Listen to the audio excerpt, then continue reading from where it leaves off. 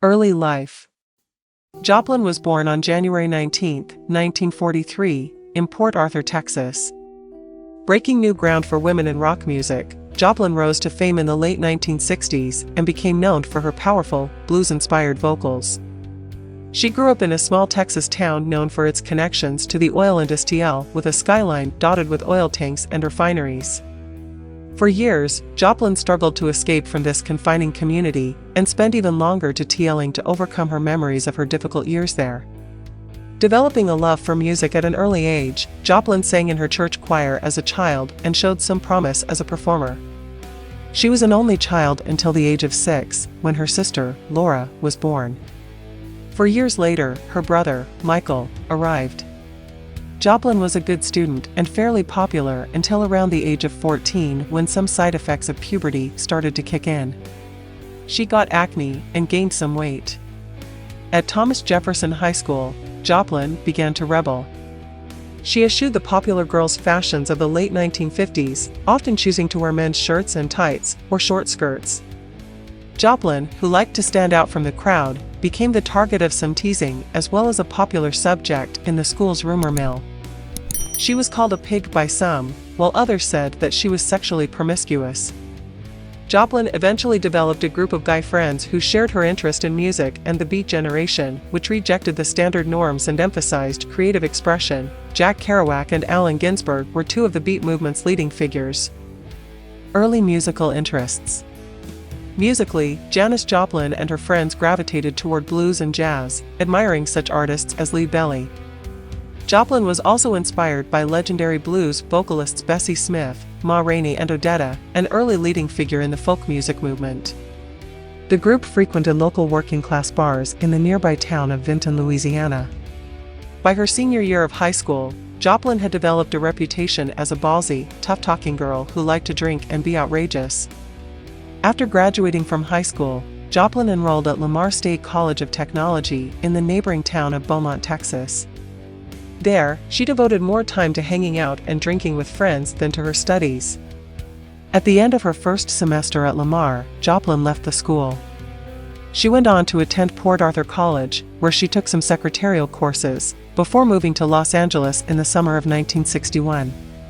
This first effort to break away from wasn't a success, however, and Joplin thus returned to Port Arthur for a time. In the summer of 1962, Joplin fled to the University of Texas at Austin, where she studied art. In Austin, Joplin began performing at folksings, casual musical gatherings where anyone can perform, on campus and at Threadgill's, a gas station-turned-bar, with the Waller Creek Boys, a musical trio with whom she was friends. With her forceful, gutsy singing style, Joplin amazed many audience members. She was unlike any other white female vocalist at the time. Folk icons like Joan Baez and Judy Collins were known for their gentle sound. In January 1963, Joplin ditched school to check out the emerging music scene in San Francisco with friend Chet Helms. But this stint out west, like her first, proved to be unsuccessful, as Joplin struggled to make it as a singer in the Bay Area. She played some gigs, including a side-stage performance at the 1963 Monterey Folk Festival, but her career didn't gain much traction. Joplin then spent some time in New York City, where she hoped to have better luck getting her career off the ground, but her drinking and drug use, she'd begun regularly using speed, or amphetamine, among other drugs, there proved to be detrimental to her musical aspirations. In 1965, she left San Francisco and returned home in an effort to get herself together again. Back in Texas, Joplin took a break from her music and her hard-partying lifestyle, and dressed conservatively, putting her long, often messy hair into a bun and doing everything else she could to appear straight-laced. But the conventional life was not for her, and her desire to pursue her musical dreams wouldn't remain submerged for long. Joplin slowly returned to performing, and in May 1966, was recruited by friend Travis Rivers to audition for a new psychedelic rock band based in San Francisco, Big Brother and the Holding Company. At the time, the group was managed by another longtime friend of Joplin's, Chet Helms.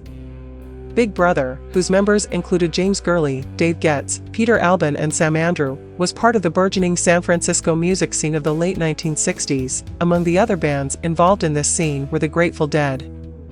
Big Brother. Joplin blew the band away during her audition, and was quickly offered membership into the group. In her early days with Big Brother, she sang only a few songs and played the tambourine in the background. But it wasn't long before Joplin assumed a bigger role in the band, as Big Brother developed quite a following in the Bay Area. Their appearance at the now legendary Monterey Pop Festival in 1967, specifically their version of Ball and Chain, originally made famous by our VEB legend Big Mama Thornton, brought the group further acclaim. Most of the praise, however, focused on Joplin's incredible vocals. Fueled by heroin, amphetamines, and the bourbon she drank straight from the bottle during gigs, Joplin's unrestrained sexual style and raw, gutsy sound mesmerized audiences, and all of this attention caused some tension between Joplin and her bandmates. After hearing Joplin at Monterey, Columbia Records president Clive Davis wanted to sign the band. Albert Grossman, who already managed Bob Dylan, the band, and Peter, Paul V. Mary, later signed on as the band's manager, and was able to get them out of another record deal they'd signed earlier with Mainstream Records.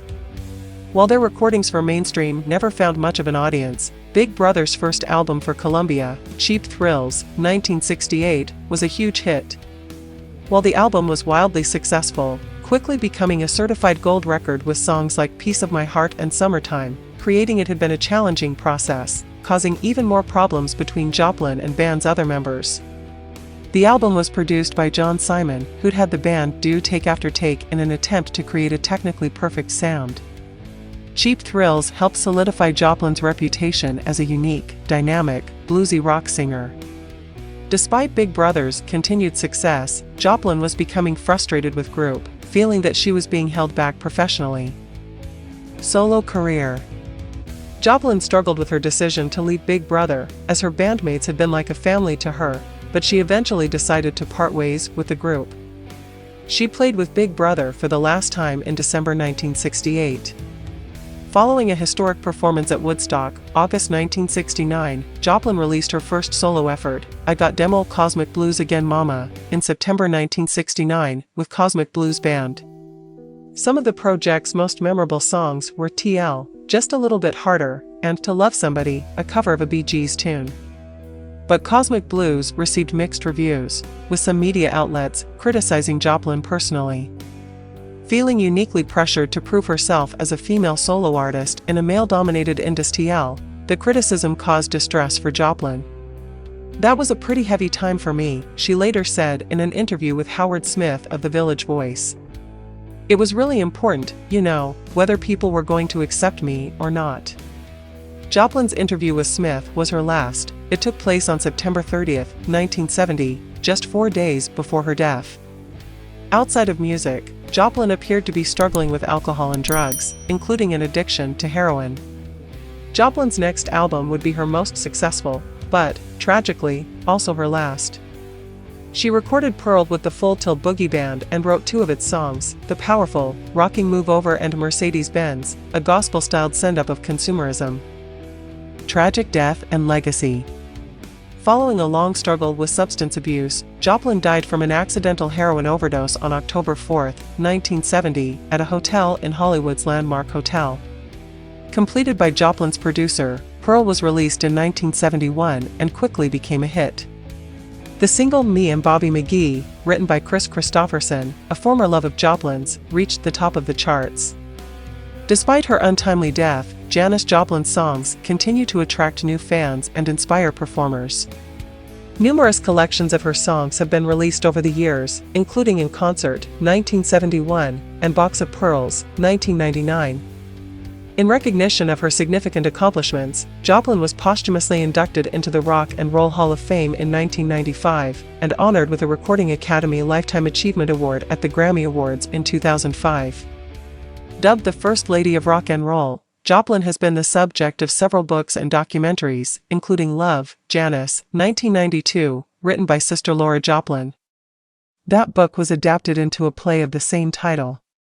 Amy Berg's documentary, Janis, Little Girl Blue, premiered at the Toronto Film Festival in September 2015.